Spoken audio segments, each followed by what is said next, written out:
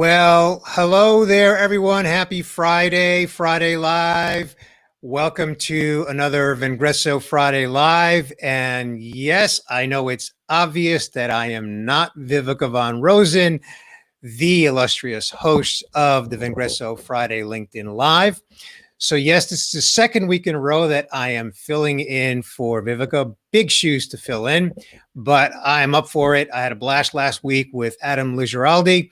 And I have a really awesome, amazing special guest here that I'm going to bring in here in just a minute. And I promise you that all things, being as unpredictable as possible, that Vivica will be back next week. So don't go anywhere. I really do have an awesome, awesome guest. So before I bring her in, I want to just point out that usually we start out by answering a few questions that have come in, and this week we actually don't have any questions for our guests. So what I'm going to do is just remind you once again that this is the Vengresso LinkedIn Live. We go live every Friday at 11:30 a.m. Eastern, 8:30 a.m. Pacific. Glad that you're here. Tag someone that you know. Tell them that they should come and hang out with us. Let me, before I get started here, come over to the comments and just welcome some people. I can see Sai is here, Hicham is here, and several others are joining. So I want to go ahead and bring in my guest. And so I want to bring in Cynthia Barnes. Cynthia, hello, Hey, welcome. how are you?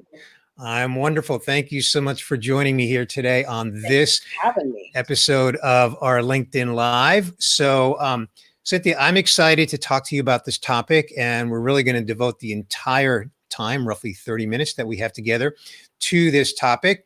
The topic is winning through diversity and inclusion, a very important topic in general during all times.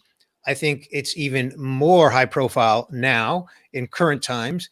And what you do is just a living, breathing example of the good things that you're doing in this world. So I'm going to, for the audience, I'm going to read a brief bio and then let's get into some conversation.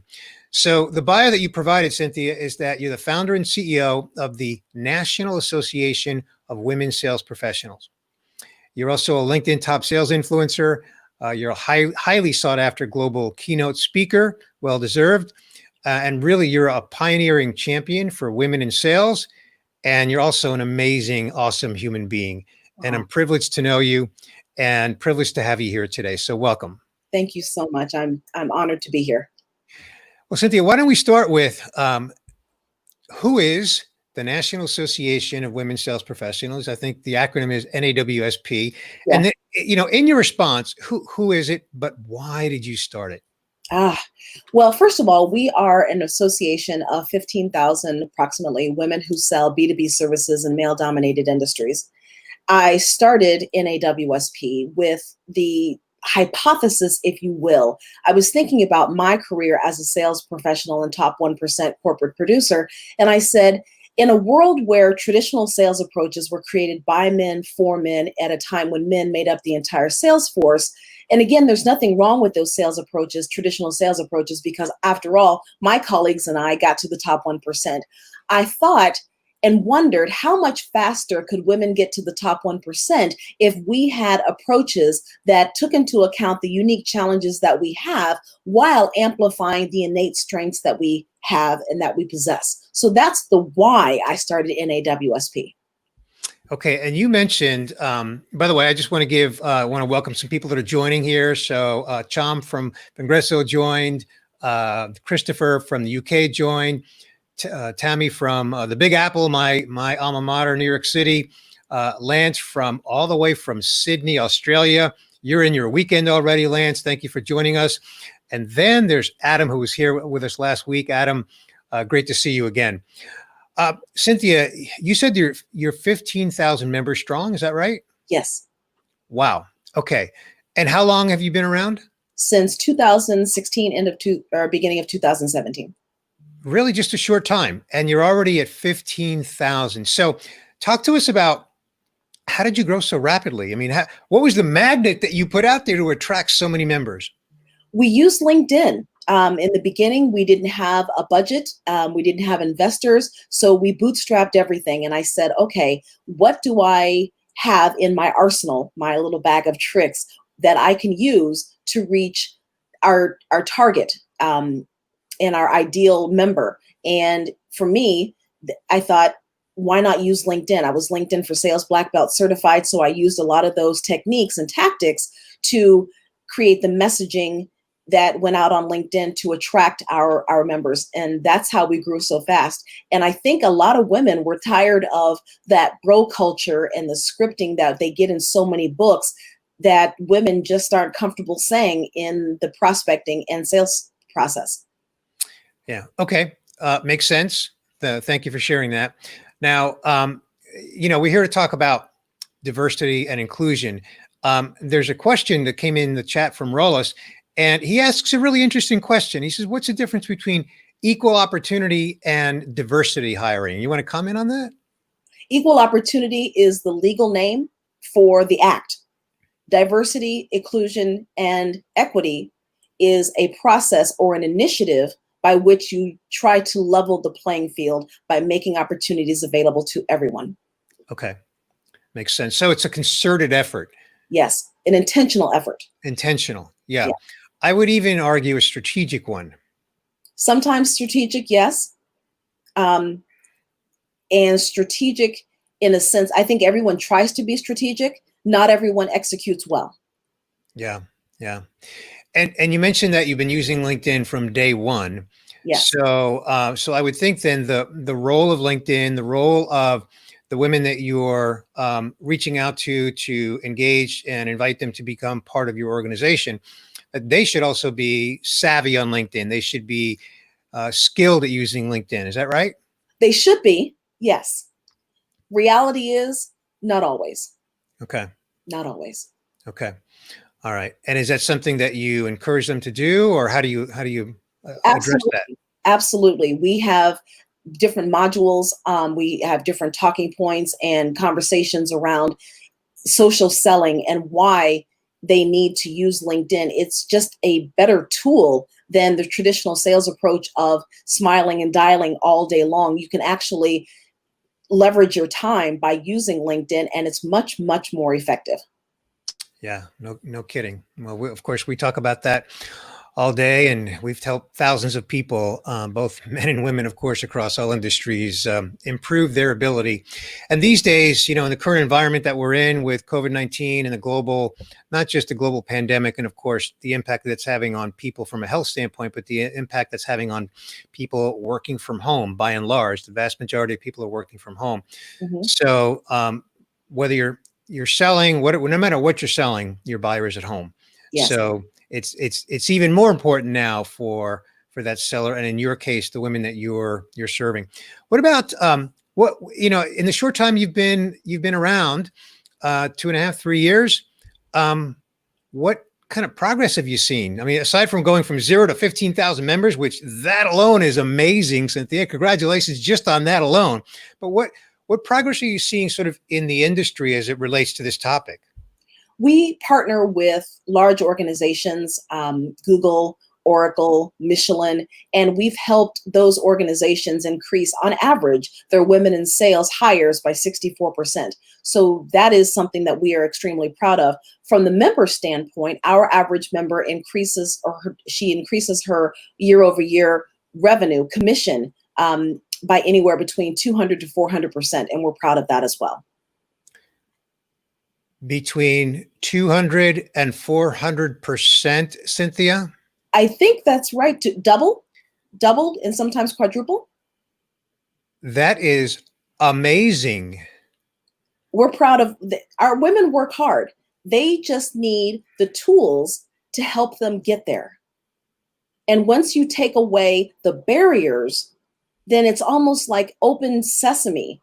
And now I can sell authentically. Now I can sell true to myself, and I can actually do the job that I was hired for. But sometimes those barriers prevent women from doing what they do best, and that is sell and build relationships. Yeah. Okay. I'm blown away by that. I mean, It was a loaded question. I knew what your membership level was. I didn't know that kind of progress in terms of the output and the income growth that your members are seeing. That is just amazing. I think you'll double and triple and quadruple and quintuple your membership just based on the word of mouth associated with that. I mean, what woman in sales doesn't want to double or quadruple their income? That's fantastic. Now, before this session together will fly by, we'll blink our eyes, and we'll be at the 30-minute mark. So let's get a link to your website into the chat. So I know Cham is prepared for that. Which one do you want to share? The main website, or you have another one that you told me about in the green room? The main website, nawsp.org, is where you can find out about all of who NAWSP is and the leadership team and all that good stuff. The NAWSP tribe is the platform that we use. No big brother, no ads, and that's where our community is for women in sales. So if you could put up the NAWSP tribe link, that would be great. Okay.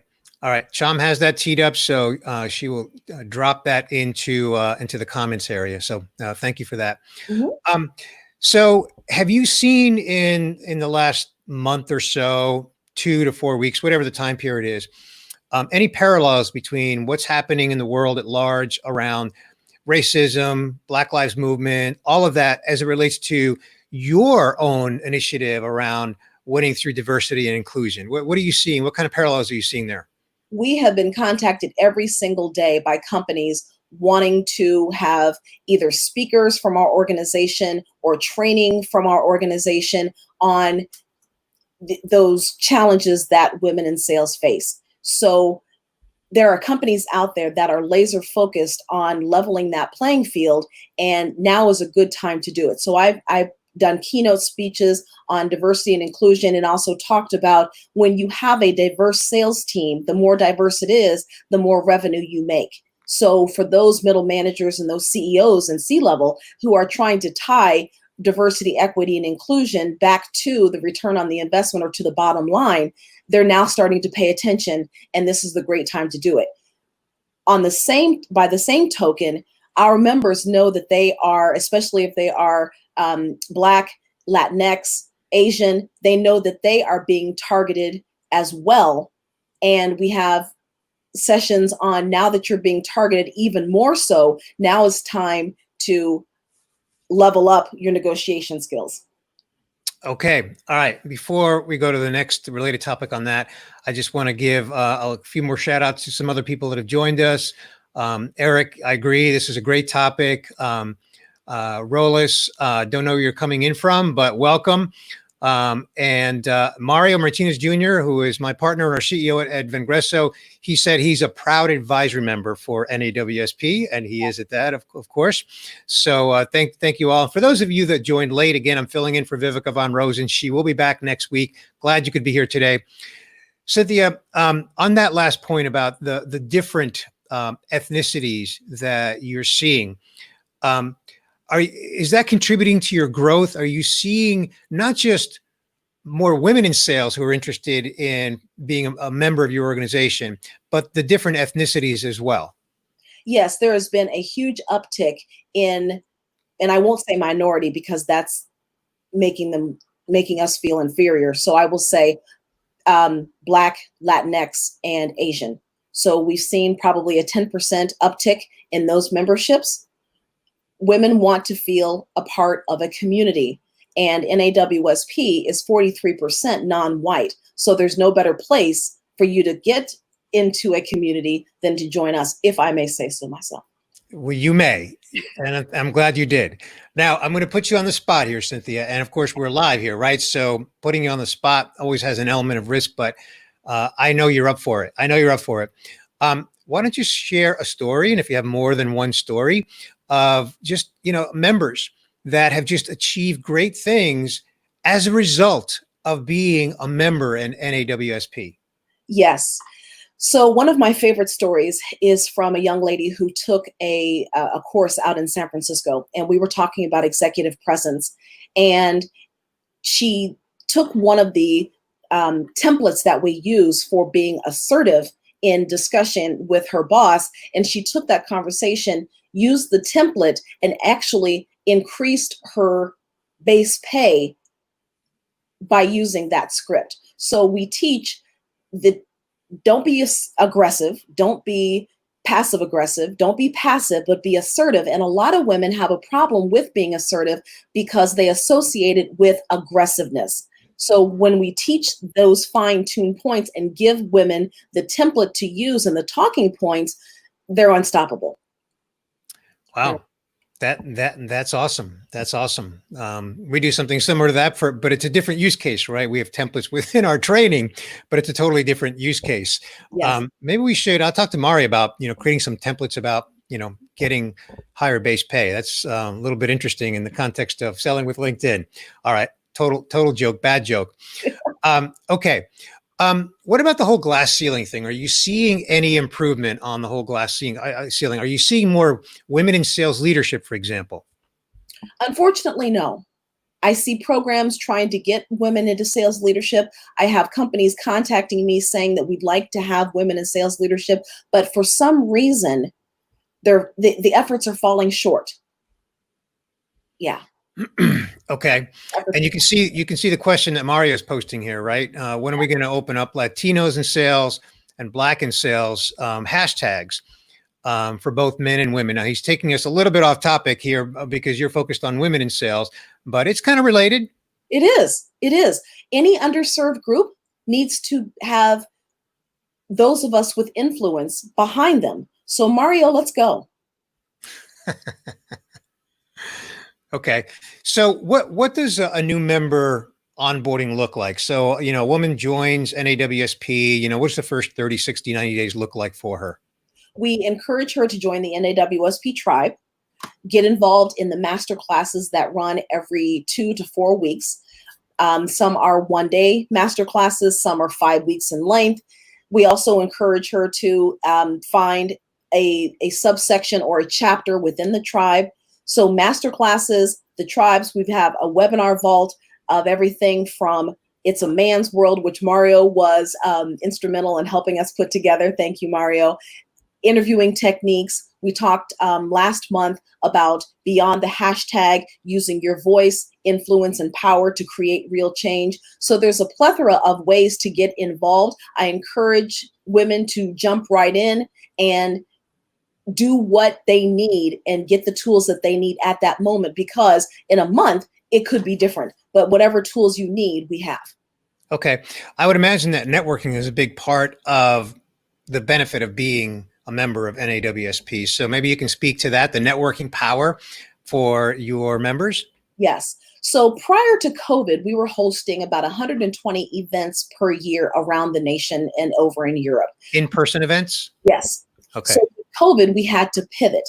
So now we have a Simply Ask Cynthia, which is kind of like a coaching session on Sundays. We have a happy hour on Thursday evenings. And then within the NAWSP tribe, we have daily posts, questions, polls, conversation starters, goal setting activities, things of that nature.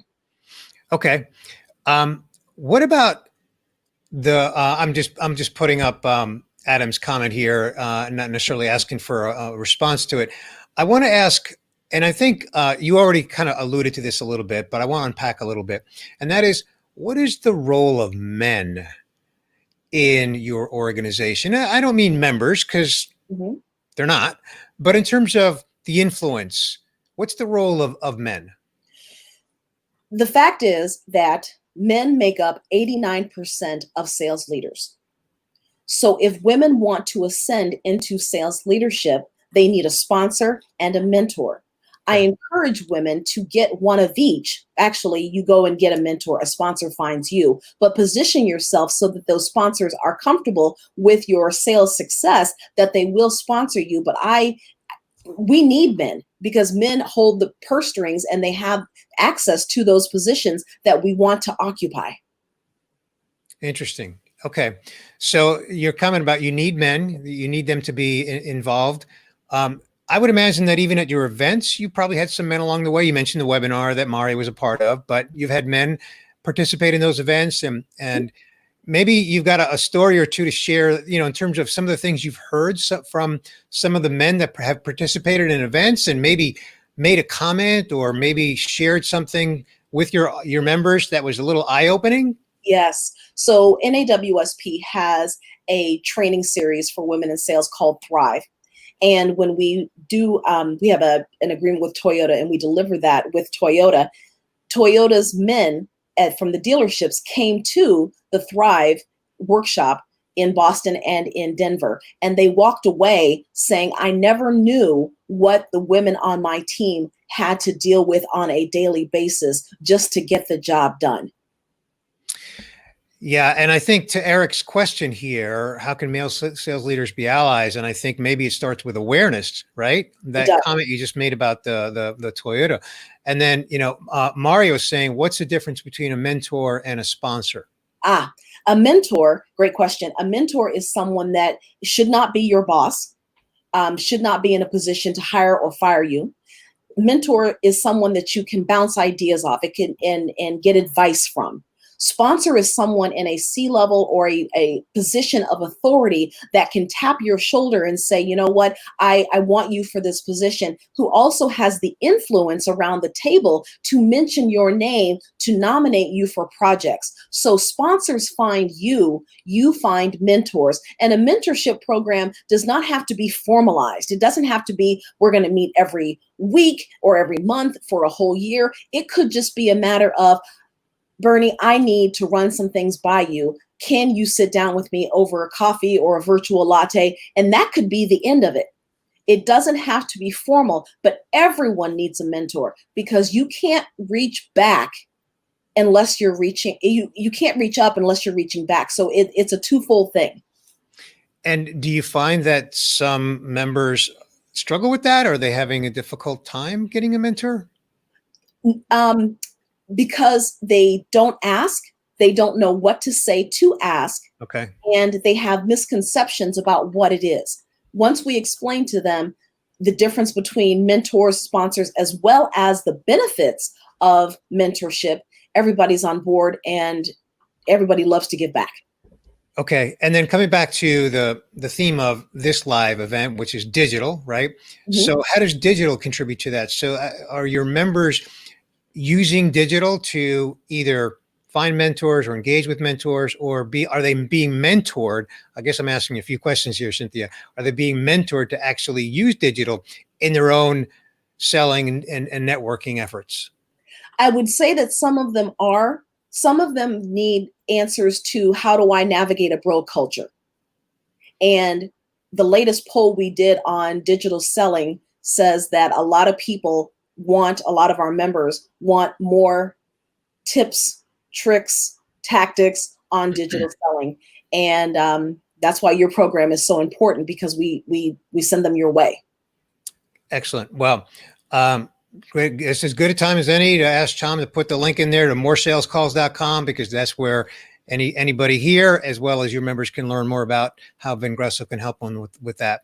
Now, Rollis asks a good question here. What are you seeing that's hindering women from being promoted into sales leadership more often? It's a big question. It is. It is. So I did a table talk out in a conference last year, and I asked the men around the table, who were all sales leaders, I said, if a male individual contributor comes to you and says that they want to go into sales leadership, what do you coach him on?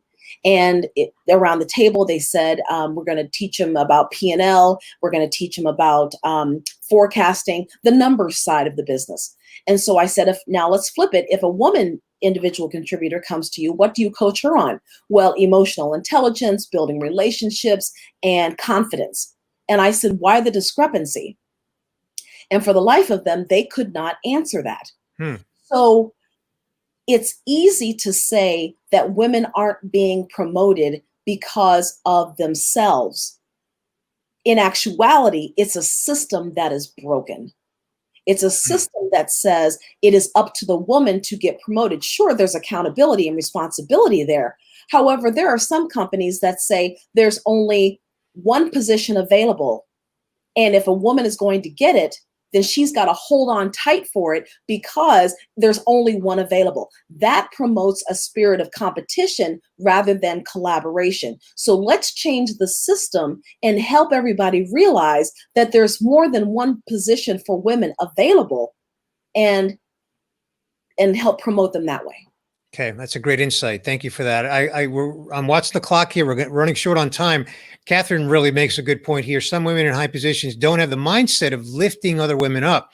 Therefore, the choices from men are more often to become a mentor. So, yes. What's your reaction to that? It's back to that spirit of competition. If I'm the only woman in sales on a sales leadership team, and I know that the chances of promoting another woman are slim to none, then I'm going to have a mindset of I've got to hold on to this because I don't want someone else to take my role.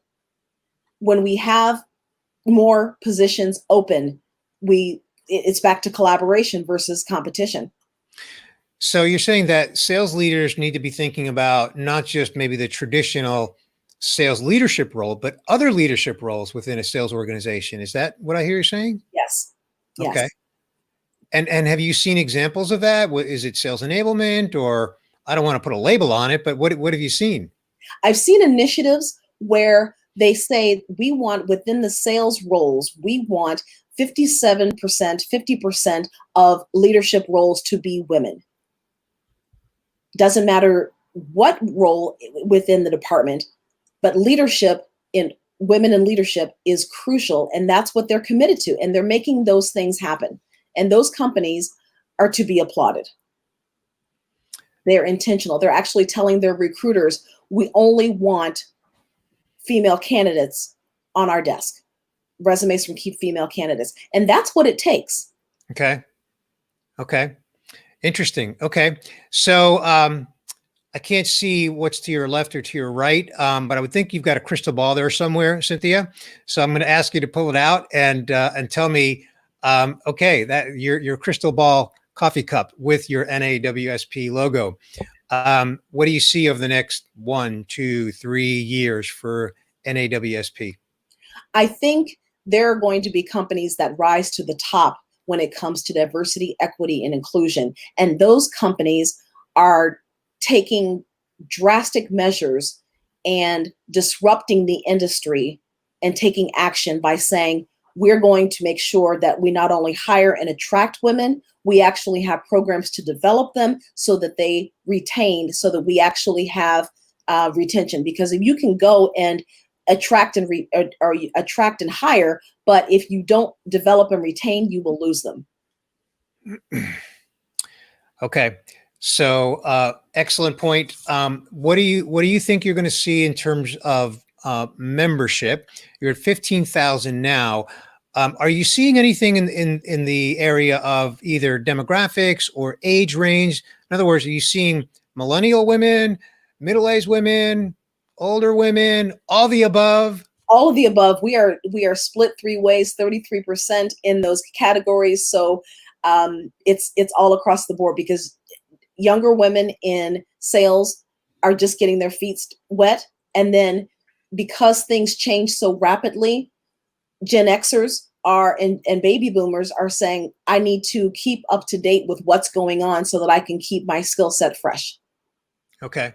And are you seeing any specific industries emerge more than others?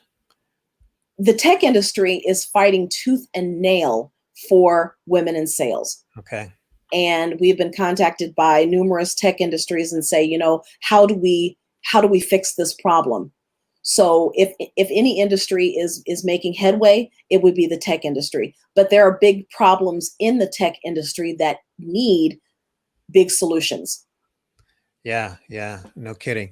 And so I would think then, because you're not in a position to do the physical events like you've done in the past, and you're doing virtual events now, that it maybe in some respects that removes some of the barriers where you don't have to get a hotel in Sunnyvale, California, but you can do a digital event and market to that segment and attract people to a virtual event, so you can get more membership and more awareness, more interest from a specific area of the country.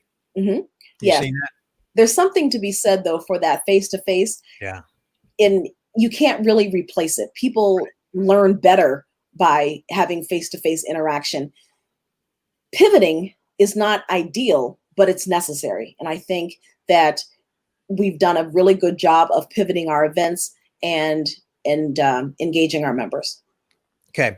Well, we're just about out of time. Mario asks a really good closing question. Of course, leave it to Mario to ask a closing question. And that is, how do I join? So tell anybody that's listening, watching now live, as well as in the future, because it is recorded. So how does one join NAWSP? Yes, for members, you can go to nawsp.org and there's a button at the top that says join us. You can learn about the membership benefits. Thank you, Mario. And for organizations that want to be part of the solution and no longer part of the problem, you can go to the partner with us and we can talk about and explore ways for NAWSP to help you with your attraction, hiring, developing, and retention and training of women sales professionals. Okay, well, here's a lovely shout out from Catherine about your events. Well, I know that you're very active on LinkedIn, so I want to encourage anyone here who is not connected with you to make sure that you use the techniques that Vengreso teaches, which is to send a personal invitation to Cynthia, say that you saw her here on LinkedIn Live, hosted by Bernie Borges, filling in for Vivica Von Rosen. No, you don't have to say that part, but make sure you personalize your invitation to Cynthia to connect with her and just lend your support. Cynthia, what you're doing is just beyond fantastic. Love it, love it, love it. I was thrilled to have you here, and I knew that this time was going to fly by. It did. Just keep doing what you're doing. I look forward to seeing you on 60 Minutes one day, and then really getting the word out in a much, much bigger way, in a global way. But you're already doing that. You're getting the word out. So just want to remind everyone here today. So we're going to be back next Friday. Vivica should be here live next Friday. In the meantime, make sure you check out what we're doing at Vengreso. Go to moresalescalls.com. And on that note, Cynthia, have a wonderful what's left of Friday weekend, and we will be in touch. You know that. Sounds good. Thank you so much for having me. It's been a pleasure. See you, everyone.